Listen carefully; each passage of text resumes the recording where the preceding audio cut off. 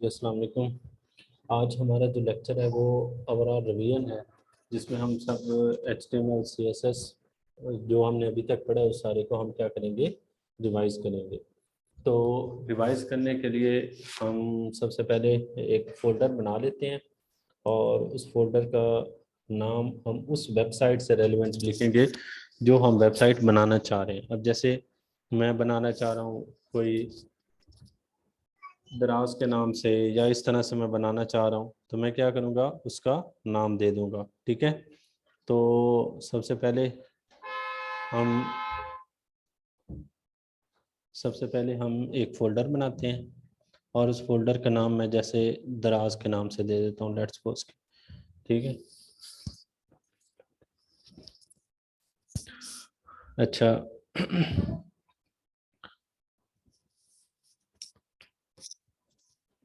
और इस दराज वाले फोल्डर के अंदर हम तमाम फाइल्स को सेव करेंगे। तो नोटपैड प्लस प्लस में ओपन कर लेता हूँ।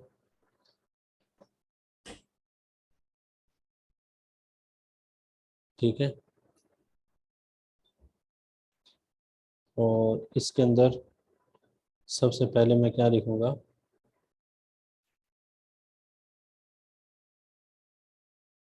HTML। ठीक है, और इस HTML को मैंने यहाँ पर क्लोज कर दिया। उसके बाद हेड, और हेड को मैंने क्लोज कर दिया। उसके बाद फिर क्या आ गया, टाइटल। टाइटल, और टाइटल को टाइटल को मैं नाम दे देता हूँ जैसे दराज।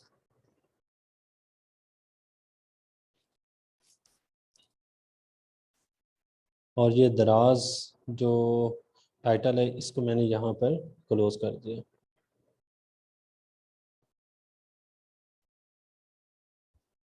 अच्छा, उसके बाद फिर आगे क्या आ जाएगा, बॉडी।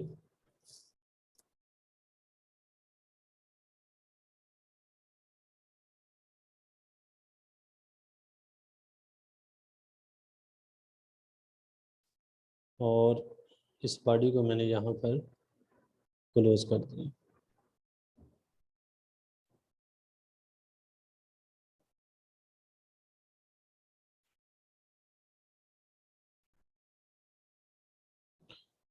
अच्छा, अब ये इस एक मैं CSS की फाइल बना लेता हूँ। इसको मैं सेव करता हूँ, फाइल सेव एज।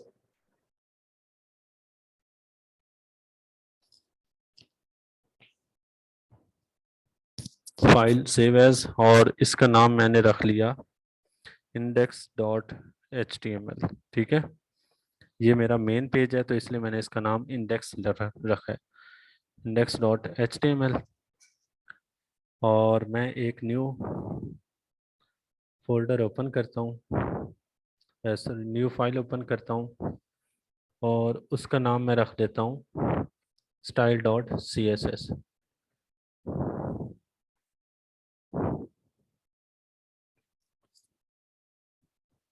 इसके अंदर मैं कुछ लिख के और इसको मैं सेव कर देता हूँ, सेव एज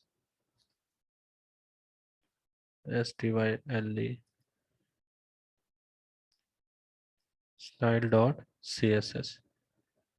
ठीक है, ओहो,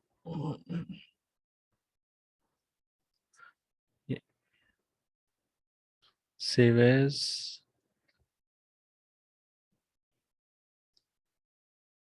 डेस्कटॉप दराज के नाम से फोल्डर बनाया था, और इधर मैं इसे दोबारा सेव करता हूँ index.html। ठीक है, और इसी तरह से ये मैं इसको सेव कर लेता हूँ style.css से, style.css के नाम से। ठीक है, अच्छा। ये हमारा अभी इतना हो गया। अब जो भी हम कोडिंग वगैरह करेंगे CSS से रेलिवेंट वो style.css में आएगी, और जो हम HTML से रेलिवेंट करेंगे वो किधर आएगी, index.html में आएगी। ठीक है, तो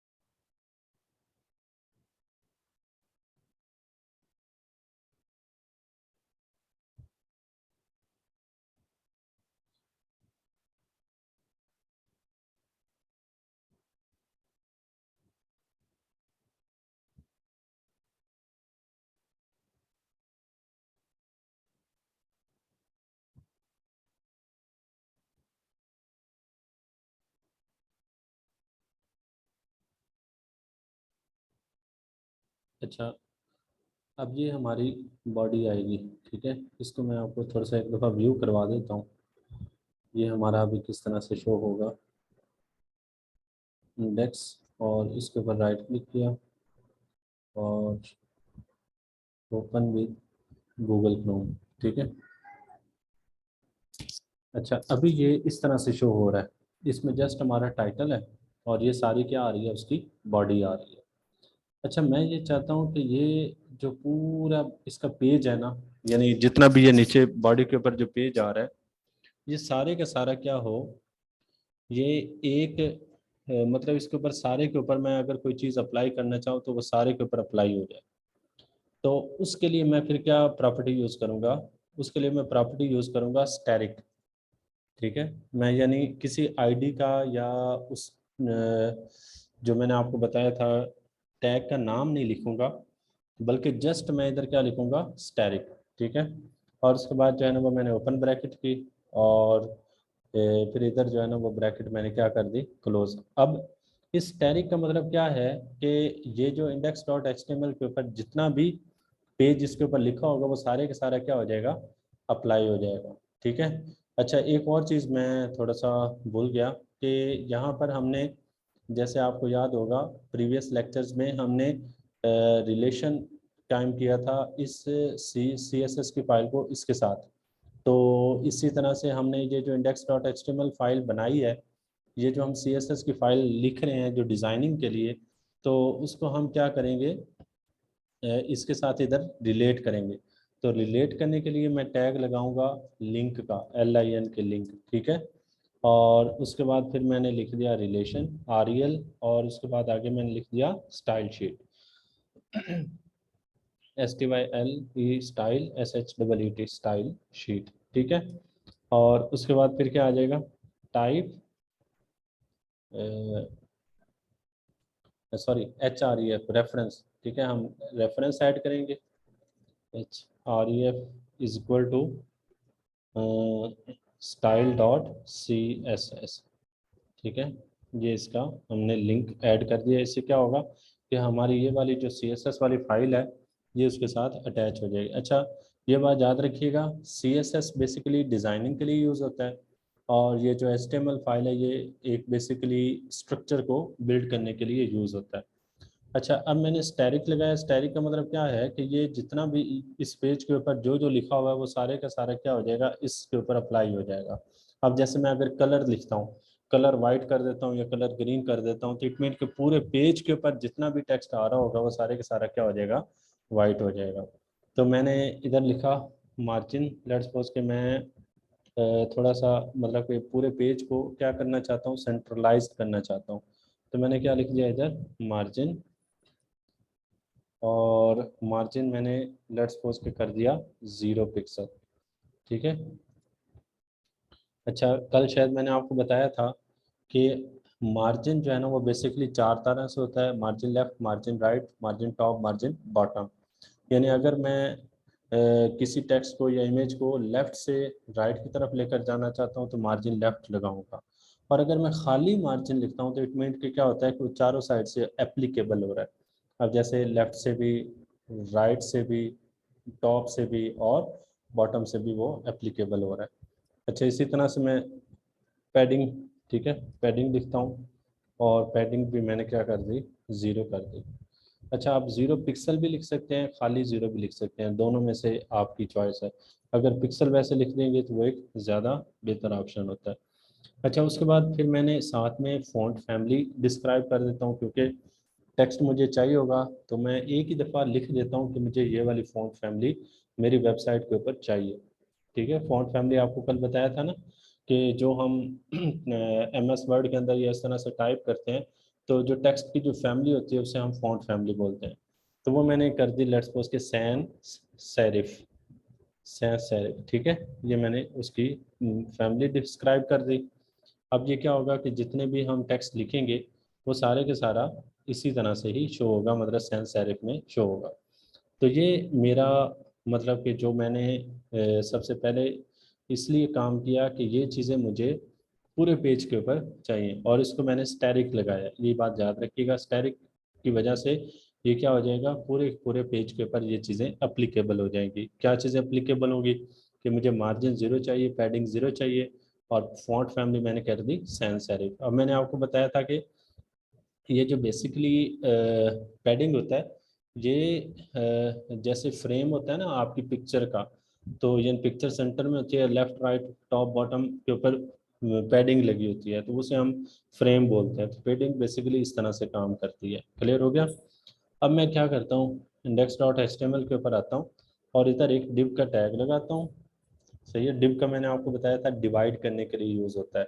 यानी अगर मैंने पेज को डिवाइड करना हो छोटे छोटे हिस्सों में, तो उसके लिए मैं क्या यूज़ करता हूँ, डिव का टैग यूज़ करूँगा। सही है। अच्छा, मैंने इस डिव के टैग को यहाँ पर क्लोज कर दिया। अब इसको अगर आप मैं साथ में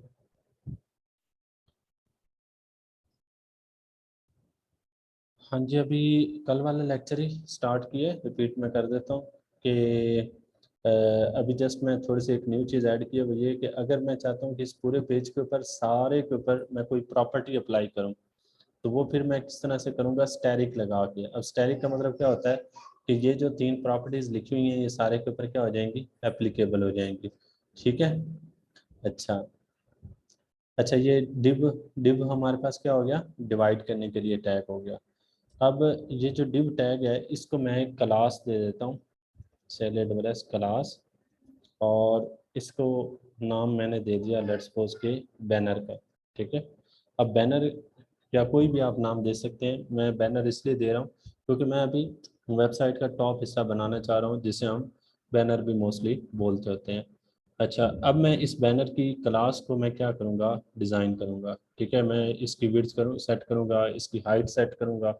तो उसके लिए आपको शायद मैंने आपको बताया था कि जब जब भी हम क्लास के ज़रिए एक्सेस करना चाहते हैं, अभी देखें ना, जैसे मैंने डिव को एक क्लास दी है, तो जब हम क्लास के ज़रिए उसको एक्सेस करने की कोशिश करेंगे। अच्छा, एक सेकंड और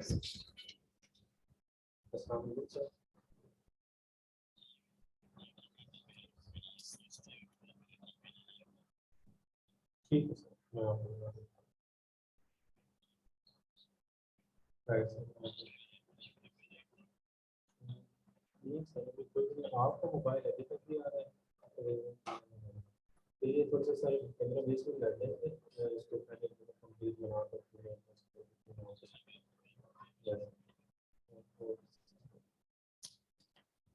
अच्छा, ये हमने इसको डिव टैग दिया, ठीक है, और डिव टैग को हमने एक क्लास दे दी बैनर।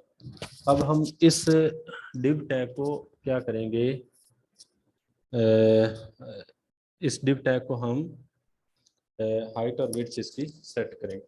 ठीक है, तो हाइट और विड्थ सेट करने के लिए आपको शायद याद होगा कि हम उस क्लास को एक्सेस करते थे किसके ज़रिए, उस डॉट के ज़रिए। ठीक है, तो अब मैं इधर क्या लिखूँगा, डॉट लगाऊंगा, डॉट, और क्लास का नाम आ गया, क्लास का नाम क्या है, बैनर, BANNER।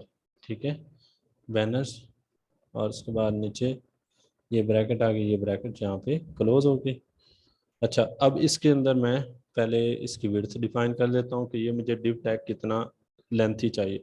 अच्छा, ये साथ साथ मैं थोड़ा सा आपको प्रैक्टिकल भी दिखाता जाता हूँ कि ये डिव टैग बेसिकली होता है कि वैसे बताया हुआ है, लेकिन अगेन मैं रिपीट कर देता हूँ। अच्छा, अब ये देखें, ये दराज है ना, दराज वेबसाइट। तो इसमें एक मिनट। अब जैसे ये एक लेट्स सपोज के ये एक वेब पेज है।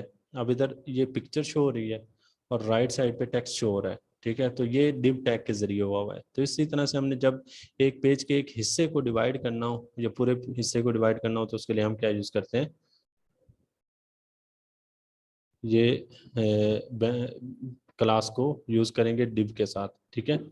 उसके बाद फिर हमने विड्थ कर दिया, विड्थ हमने डिफाइन कर दी, जैसे 100% में कर देता हूँ। अच्छा, अब ये परसेंटेज का क्या फ़ायदा होता है और पिक्सल का क्या फ़ायदा होता है, ये भी चीज़ मैंने आपको बताई, दोबारा रिवाइज कर देता हूँ क्योंकि ये लेक्चर मैंने आपको बताया था इसलिए यूज़ होता है, ताकि इसलिए मैंने आपको ये लेक्चर मतलब कि करवाया था ताकि ये आपका प्रीवियस जितने भी यूज़ हुए में टैग्स वगैरह या इस तरह से वो सारी चीज़ें क्या हो जाए, रिवाइज हो जाए।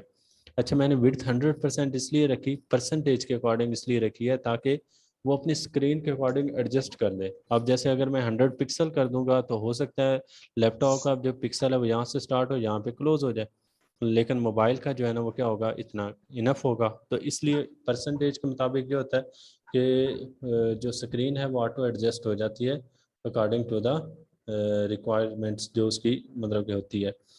अच्छा, विड्थ हमने 100% कर दी और उसके बाद मैं हाइट कर देता हूँ, HEIGHT हाइट। और हाइट लेट्स सपोज कि मैंने 100 VH कर दे। VH भी पिक्सल की तरह ही होता है, आप PX से भी यूज़ कर सकते हैं और VH भी यूज़ कर सकते हैं। अच्छा, उसके बाद अब मैं इधर लगाता हूँ बैकग्राउंड इमेज, ठीक है। बैकग्राउंड, एक तो खाली बैकग्राउंड कलर होता है, जैसे पहले हमने बैकग्राउंड कलर लगाया था। पहले मैं एक दफ़ा खाली आपको बैकग्राउंड कलर को बता देता हूँ, फिर इसके बाद मैं चाहता हूँ कि इधर बैकग्राउंड इमेज आ जाए। तो अब ये देखें, बैकग्राउंड मैंने जैसे कर दिया रेड, ताकि आप लोगों को आइडिया हो जाए कि ये हमारी कितनी बड़ी जो है ना डिव टैग बना है। तो अब ये देखें, ये पूरे पेज के ऊपर आ चुका है। तो ये अब आपको आइडिया हो चुका होगा कि किस तरह से ये विड्थ हमने 100% लगाई और हाइट हमने 100% या 100 VH लिख ली, तो वो पूरे पेज के ऊपर आ गया। अच्छा, आज मैं चाहता हूँ कि थोड़ा सा इसको हम और अच्छी तरह कर लें और नई चीज़ आपको सीखने को मिले। तो हम क्या करते हैं कि CSS के ज़रिए बैकग्राउंड के ऊपर इमेज कैसे लगाते हैं, ठीक है। जैसे एक वेबसाइट के ऊपर इमेज लगा होता है ना, तो वो इमेज हम कैसे लगाते हैं। तो उसके लिए उसके लिए हम एक प्रॉपर्टी यूज़ करते हैं जिसका नाम होता है लीनियर ग्रेडियंट, ठीक है। लीनियर, वैसे ग्रेडियंट होता है ना जैसे कलर वगैरह में यूज़ होता है, तो इसी तरह से हम एक प्रॉपर्टी यूज़ करते हैं लीनियर ग्रेडियंट, GRADIENT, सही है। और उसके बाद अब मैं आपको थोड़ा सा इसका ना और अपग्रेड चीज़ें बता रहा हूँ। जैसे हम बैकग्राउंड खाली अगर हमने लिखा रेड, तो इट मीन कि क्या हुआ कि रेड शो हो गया। लेकिन आपको पता है कि कलर्स जो में और ज़्यादा चीज़ें, ज़्यादा मतलब कि अच्छा कलर हो तो वो एक ज़्यादा अट्रैक्ट करता है। तो इसलिए ये हम लीनियर ग्रेडियंट और उसके बाद RGBA, ये RGBA बेसिकली कोड होता है, रेड ग्रीन ब्लू, इस तरह से ये 4-5 मतलब के कोड्स इकट्ठे यूज़ होते हैं। और उसके बाद फिर मैंने डिफाइन कर दिया जी 0 0 0 और 0 75। अब ये इसका मतलब क्या है कि ये जो कलर है ये इसके अकॉर्डिंग जो है ना वो एडजस्ट होगा। अब ये देखिए, ये मैंने इसको डिवाइड किया है 0 0 0 75। अब ये चार आपको पता है जो एक पिक्सल होता है उसके 3 पार्ट्स होते हैं। तो अब ये 3 पार्ट्स में पहले में ये शो होगा, अगले 2 में इस तरह से शो होगा, तो वो थोड़ा सा शेडो क्रिएट होता है। ये बेसिकली इसका मकसद ये होता है कि हल्का सा क्या हो, शेडो क्रिएट हो। तो अगर आप शेडो क्रिएट करना चाहते हैं तो फिर आपको इस तरह से लिखना पड़ेगा लीनियर ग्रेडियंट और आरजीबी का मतलब क्या है कि सारे कलर को, वो जो प्राइमरी कलर्स है ना, प्राइमरी कलर्स को वो उठाकर एक मिक्सचर बना दे। उससे क्या होगा, हल्का सा शेडो क्रिएट हो जाएगा। तो ये आरजीबी या इतना बड़ा लिखने का ये फ़ायदा होता है। आप वैसे बैकग्राउंड खाली रेड भी लिख लें तो वो भी इनफ है, लेकिन अगर आप इस तरह से लिख देंगे तो वो एक ज़्यादा खूबसूरत लगेगा। ठीक है, इसी तरह से मैं इसी को ही, अब ये पहला कोऑर्डिनेट आ गया। ठीक है, मैं इसी को ही कॉपी करता हूँ।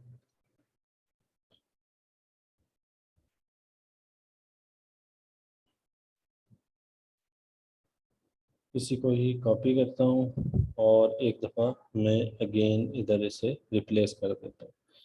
और उसके बाद फिर आगे मैं अब बैकग्राउंड इमेज को लगाऊंगा। ठीक है, तो बैकग्राउंड इमेज को लगाने के लिए, जैसे आपको याद होगा SRC का हमने टैग लगाया था, तो इधर हम टैग लगाएंगे URL। ठीक है, URL, और URL के अंदर हम उस इमेज का पाथ देंगे, लेकिन ये ज़रूरी है कि जो इमेज है वो सेम फोल्डर के अंदर होना चाहिए। अब जैसे ये कोई हम इधर इमेज देख लेते हैं, शायद हमारे पास कोई पड़ा हो, फेसबुक, हाँ ये डाउनलोड वाला इमेज पड़ा हुआ है। मैं इसी को कॉपी कर देता हूँ और इसको उसी फोल्डर के अंदर रखना है, दराज वाले फोल्डर के अंदर जो हमने बना रहे हैं। और इसके अंदर मैंने इसे पेस्ट कर दिया। इसकी एक्सटेंशन चेक कर लें, ये क्या है, JPG है। ठीक है, तो मैं इसे यहाँ पर उस इमेज का नाम लिखूँगा, डाउनलोड DOWNLOAD, download.jpg। ठीक है, और उसके बाद फिर आगे सेमी कॉलन लगा दें। सेमी कॉलन लगा हुआ है। अ,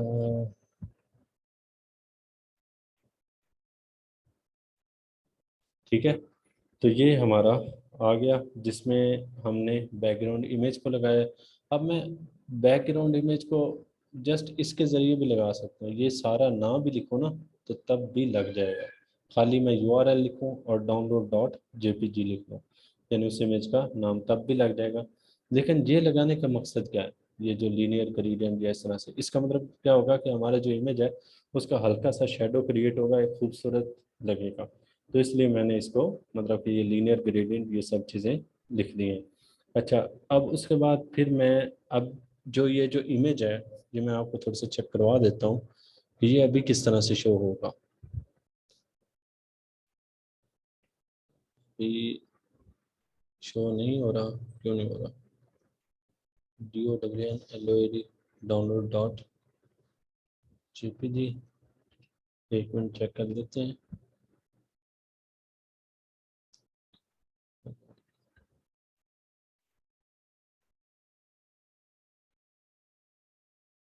.jpg।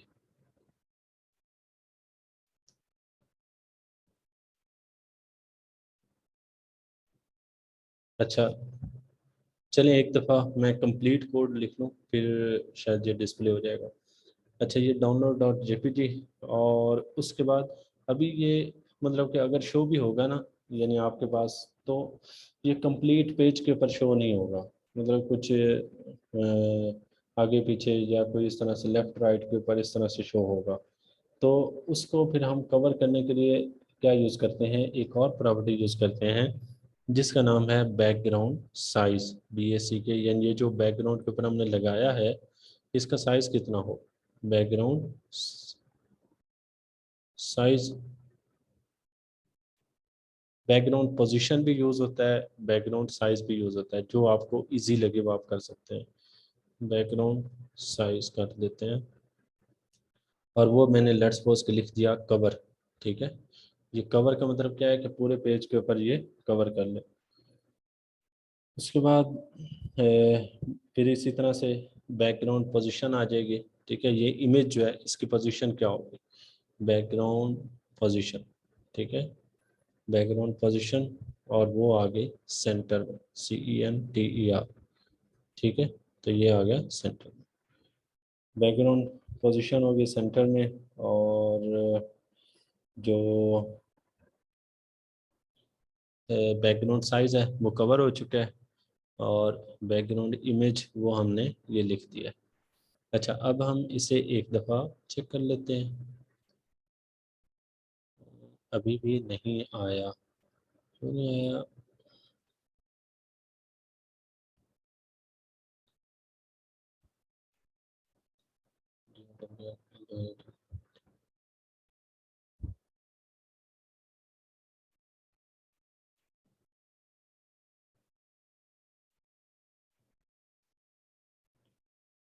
अच्छा, शायद ये कोई इमेज वगैरह में ना इशू हो। इसे आप लोग एक दफ़ा अपने तौर पे चेक कर लीजिएगा कि क्या हो रहा है। वैसे कोड बिल्कुल सेम यही है, मतलब इसमें कोई प्रॉब्लम नहीं होनी चाहिए, लेकिन क्यों शो हो रही है ये देखना पड़ेगा। अच्छा चले, हम इसको बाद में देखते हैं, पहले थोड़ा सा आगे हम चेक कर लेते हैं ताकि टाइम शॉर्ट है।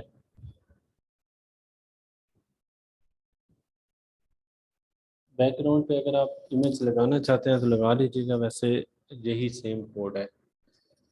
एक दफ़ा हम एंड पे देख भी लेंगे कि ये बैकग्राउंड पे इमेज क्यों नहीं शो हो रहा।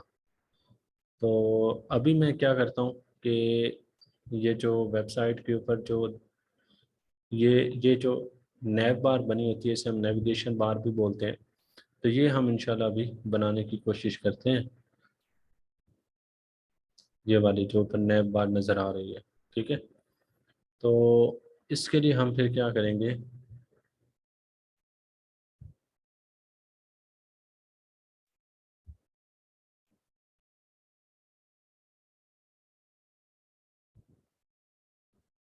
चलिए इसे ना एंड पे चेक करेंगे कि ये इमेज क्यों नहीं शो हो रहा।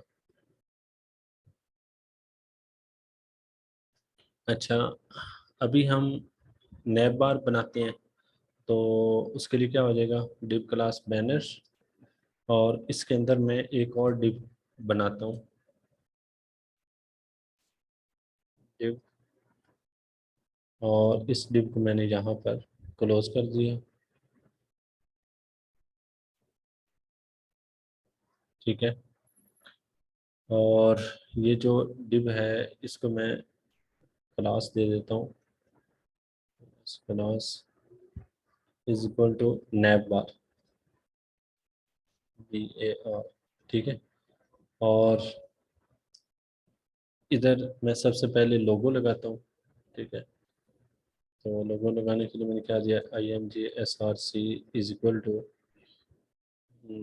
जैसे डाउनलोड डॉट JPG, इसी को मैं लेट्स सपोज के एज अ लोगो यूज़ करता हूँ।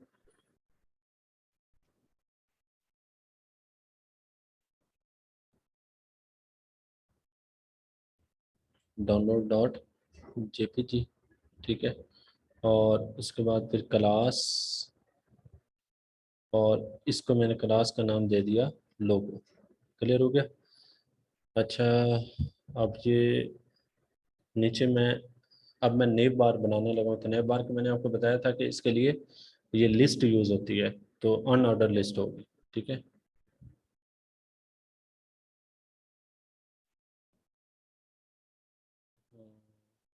चलिए चेक करते हैं वो इमेज को ना, अभी देख लेते हैं। मैं UL आ गया, और UL को मैंने यहाँ पर क्लोज कर दिया, आपको याद है अनऑर्डर लिस्ट वगैरह। और इसके अंदर मैं लिस्ट बनाता हूँ, LI, ठीक है। और इसका नाम मैं दे देता हूँ पहले का होम, HOME, होम, और LI को मैंने क्लोज कर दिया। दूसरे का नाम मैं दे देता हूँ लिस्ट, क्या आ गया, कॉन्टैक्टस, CONTACT, कॉन्टैक्ट, और LI को क्लोज कर दिया। फिर एक मैं दे देता हूँ लेट्स सपोज के LI गैलरी के नाम से, ठीक है। ये पेजेस के नाम आ रहे हैं जो हम आगे वेबसाइट बनाने में यूज़ करेंगे। तो ये LI यहाँ पर क्लोज हो गया, ठीक है। ये मैं अभी फ़िलहाल 3 बना लेता हूँ, और आपको शायद याद होगा, बल्कि मतलब कि मैं आपको दिखा देता हूँ। क्या, अब जैसे ये वेबसाइट है, इस वेबसाइट के ये पेजेस बने हुए हैं, और हर पेज के पीछे एक लिंक लगा हुआ है कि जैसे इस लिंक के ऊपर क्लिक करता है, वो क्या होता है, नेक्स्ट पेज के ऊपर चला जाता है, मतलब उस पेज का जैसे दराज एफिलिएट प्रोग्राम के ऊपर क्लिक करेंगे तो दराज एफिलिएट प्रोग्राम के ऊपर मूव हो जाएगा। तो उसके लिए फिर हम क्या यूज़ करते हैं, लिंक टैग यूज़ करते हैं। वो क्या होता है, AHREF इज इक्वल टू, और अभी मेरे पास कोई लिंक है नहीं तो इसलिए मैं इसे अभी ब्लैंक छोड़ देता हूँ कि मैं बाद में जब लिंक लगाऊंगा यानी ये पेज बनाऊंगा तो मैं फिर उसके ऊपर मुझे टैग यूज़ करूँगा। और इस टैग को मैंने यहाँ पर LI से पहले इधर मैंने क्लोज कर दिया, ठीक है। अच्छा, इसी तरह से मैं फिर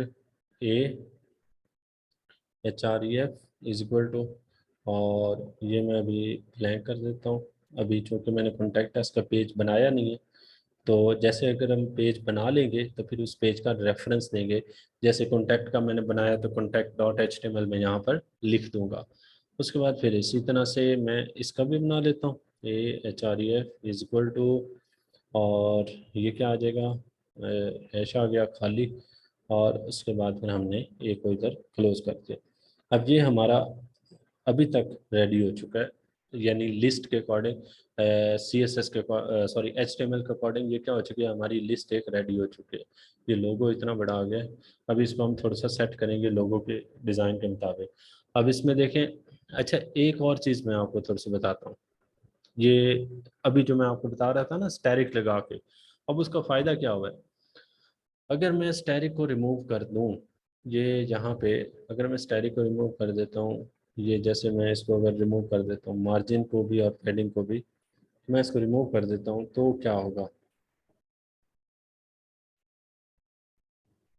अब ये देखें, अब ये आपको नज़र आया कि लेफ्ट साइड से मतलब थोड़ी सी स्पेस क्रिएट हो गई है और ये भी डॉट डॉट इस तरह से इधर शो हो गए हैं। वो किस वजह से, कि ये हमने मार्जिन और पैडिंग को रिमूव कर दिया।